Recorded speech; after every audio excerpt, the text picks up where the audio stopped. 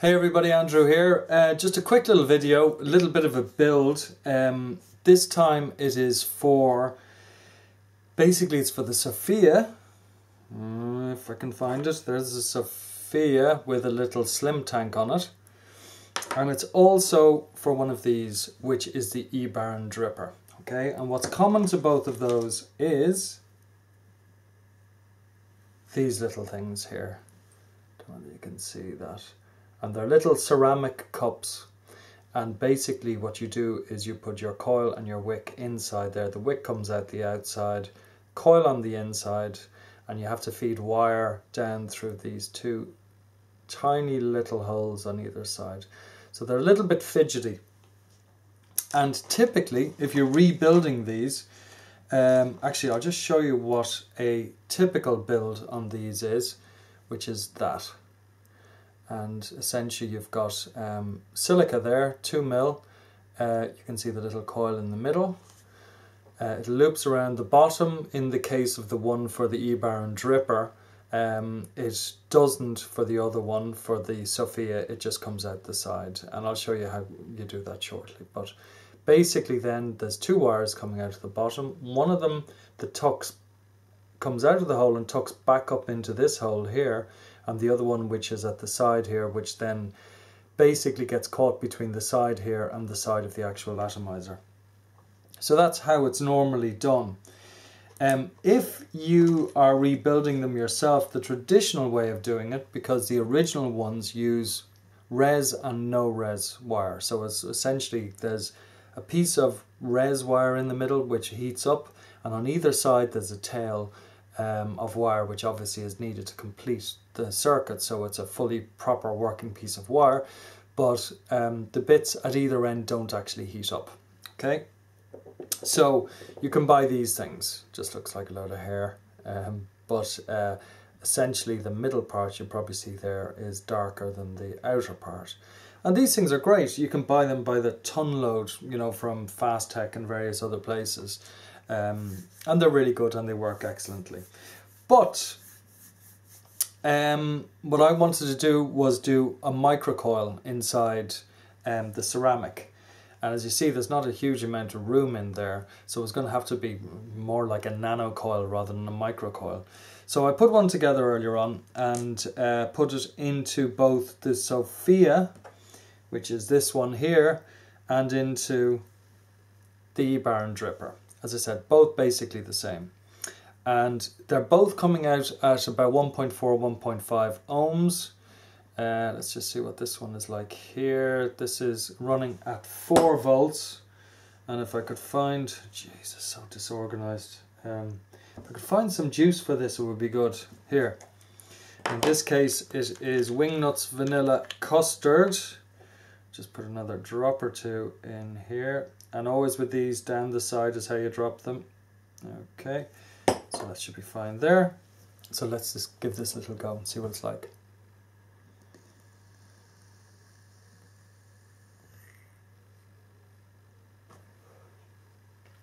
It's beautiful. I mean, these things are really known for their flavour. But in this case, there's cotton in there rather than silica, and there's a NanoCoil rather than the, you know, the slightly more gappy kind of coil that was in there traditionally. But it works a treat.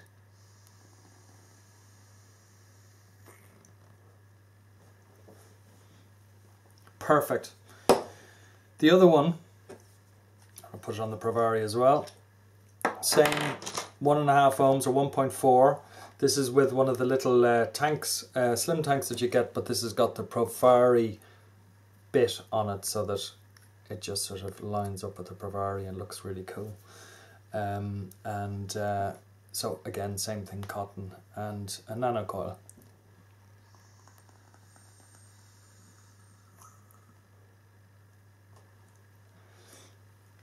Also works a treat. The cigarillo's in that one there. And so, yeah, they're working really well. So what I want to do is just show you quickly how I did it. A couple of the guys on Facebook are looking to see it, so I'll do it now and we'll see how we get on. Right, here's our bits. Blunt needle, a ceramic cup. This is the bottom of the Sophia here, and a bit of 0.28 Kanthal. So essentially what we're going to do is we're going to do 9 wraps around this to get our coil. Right, we have our Kanthal and our little blunt needle there. So basically give it about maybe an inch overhanging, and then put your finger on it just to hold it in place.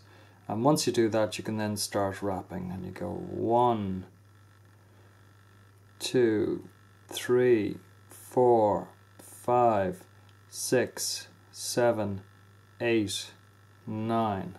So I'm doing 9. So there we go. That's what the 9 looks like. So what we can then do is just hold on to that and then undo that last little loop there. And then just basically hold on to that and just pull the 2 wires out. So you end up with something, well, if I take it off here, something looking like that. But you can see that the ends are a little bit scrappy, so just put it back on, and then if you just basically just push it, just compress it into the end there like that, and then get your tails as straight as you can coming out of the bottom. And that should be good enough. Now what I tend to do is I leave it on the needle. It's just easier to manage it if you actually just leave it on the needle. Now next thing is with the tails. With these things it's always easier to have one tail longer than the other to actually get it into the ceramic. Okay, so what I'll do is I'll just cut this one off here a little bit longer, and then we can start the tedious process, especially on a camera, of trying to get it through these 2, you see, not the central hole, the 2 other holes, one on either side. So go in with the long one first, and that is through, and then, oh my goodness, I got both of them through straight away. No, I didn't, of course I didn't. The second one went into the hole in the middle. So let's just get this right so that it goes in. And that's correct now. Sorry, you couldn't really see what was going on there. So then what we can do is just push that in, and as you see with this particular needle, it'll actually go into the slots. So that means that you can position it perfectly down at the bottom. So when we turn it over, we have one which we need to keep sort of sticking out. I'll show you where that goes in a second. And then the other one, what we need to do is tuck it into this hole in the middle. And I think actually of the whole process, that's the most tedious one. Trying to get that tucked into the middle, it can be a real pain. I'm just going to pull this back a little bit. So normally don't leave too much, because it's going to make it even harder to actually get it in. So maybe about a couple of millimeters. I might even go a little bit less there. Then what we need to do is try and fold this in. Now the best way to do it is just to try and get a screwdriver onto it, just to start the bend and start to tuck it in like this. I'll use a smaller screwdriver there just to angle it over and push it in. So you can see there how that's actually going in. So that's reasonably okay. Right, so we have this all ready to go in now. So what we basically need to do is the slots that we have at the side here are going to line up with the slots that we have at the side here. So this is essentially going to go in like that there. Now, it can be difficult for it to go in because the wire that's going in here is thicker than the normal wire that will be going in. And some people, what they do is they flatten the wire out. They use, you know, something to sort of flatten it a wee bit. I have nothing to do that with, I'm afraid. So anyhow, the other thing is that this wire here is going to need to go around halfway towards there and then upwards like that. And the reason for that is that we need to trap that beside one of these walls here.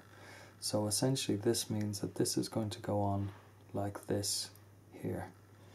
Now what I might do is I might lose this off the side a little bit off the camera because this is the slightly dodgy part of trying to get this in. So after a wee bit of a struggle, I finally managed to get it in. So that's what it's looking like now.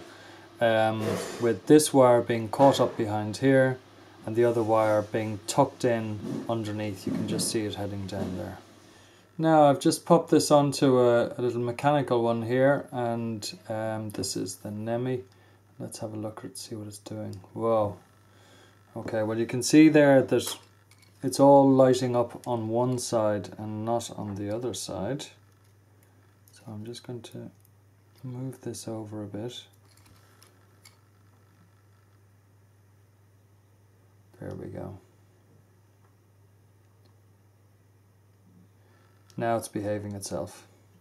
And again, if we look at it from the side, you can see that the hole is lined up there. And so what we're going to be doing is passing through the cotton from there through to this side here. Okay, this is going to be pretty much impossible to show, I would imagine, but let's give it a go anyway. What we need to do is get our cotton, and with this, generally speaking, I don't bunch it up too tight. You know, I try and keep it reasonably loose, but to actually get it through this, I mean, it really is, you know, threading through the eye of a needle. Okay, that one's gone there. Let's get another piece.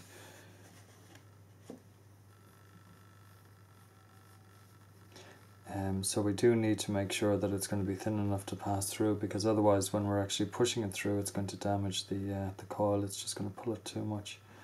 So let's just thin this all out a little bit.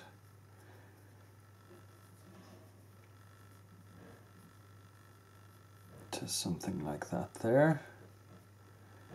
And then we can see if we can get this thing through. Again, apologies if I go off camera on this, because it's pretty hard to see.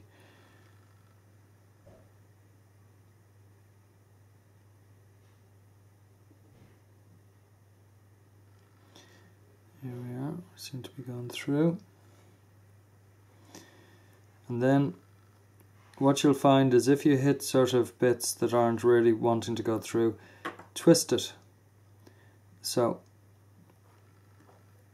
and if you twist it, it'll eventually get going. And then what you want to do is find a place on it that is where it's not too tight, so you're getting a little bit of movement in it, and then that should be good. So what we're looking like there is something like that. Okay. The next thing that we want to do is cut these at the side so that they basically line up with the bottom of the slot on each case. So that's what I would do here.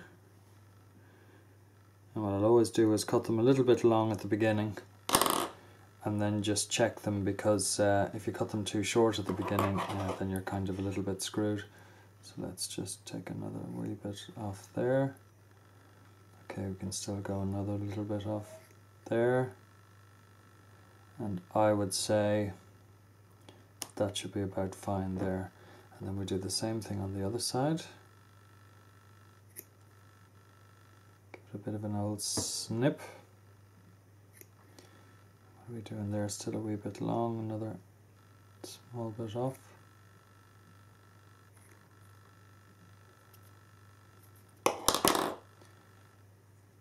And just a tiny bit more, and then we should be good.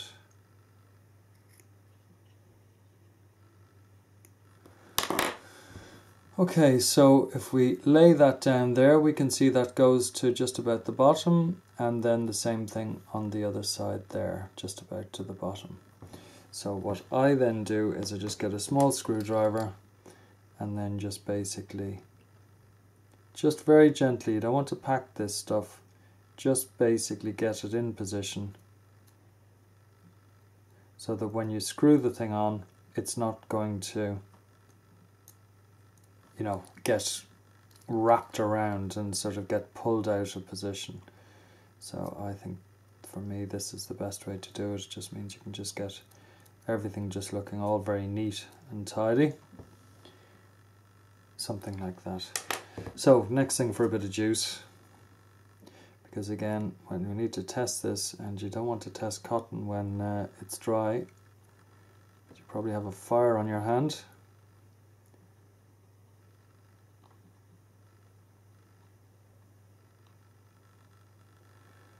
Okay.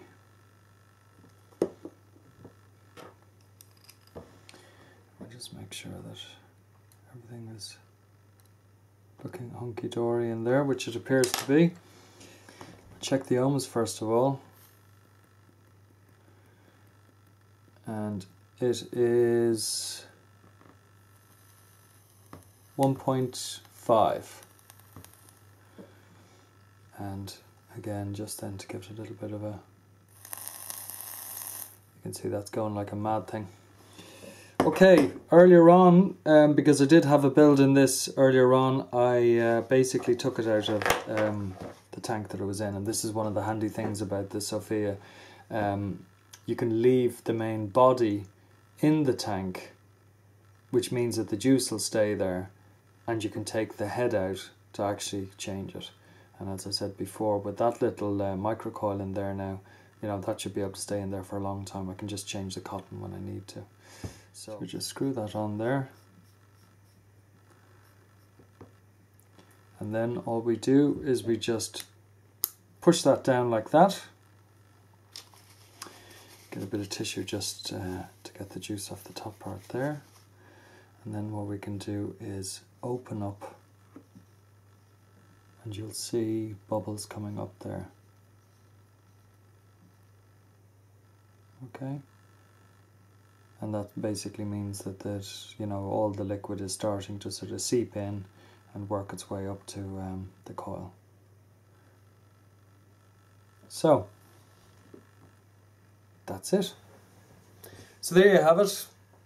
A Sophia in a slim tank for a Provari with a 1.5 ohm NanoCoil, because it is really a NanoCoil, because it's really small. It's only 1.5 millimeters in diameter, with cotton in it, and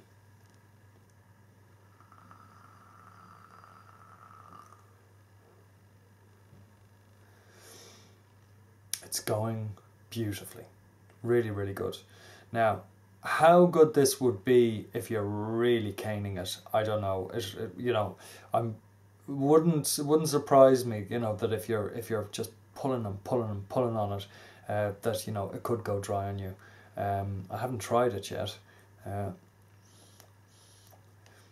tell you what, I'll try one big long inhale and see what it does. And this is 1.5 ohms at 4 volts. Okay, so here we go.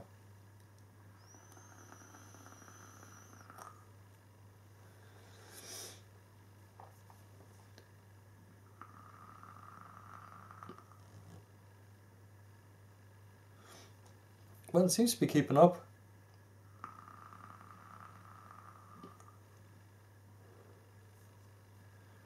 Yeah, and I'm seeing bubbles coming out, so